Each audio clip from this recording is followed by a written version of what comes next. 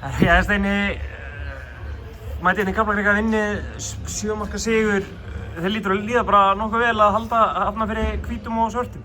Já, ég vil nú byrja að leiðrétta, við erum ekki staddir í Kaplakrika. Nei, ég meinti ásöndum, fyrirgefðu.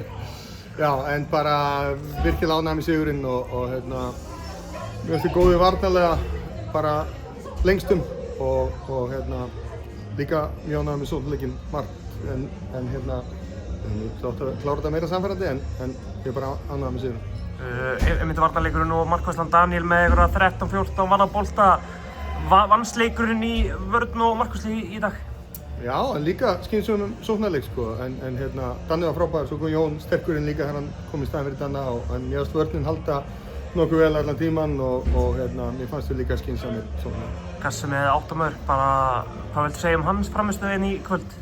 Jú, hún var bara mjög góð og Gassi er bara líka mjög góð leikmaður en hann þarf bara að halda báðum fótum á jörðinni og hérna, halda áfram að spila vel, bæti í.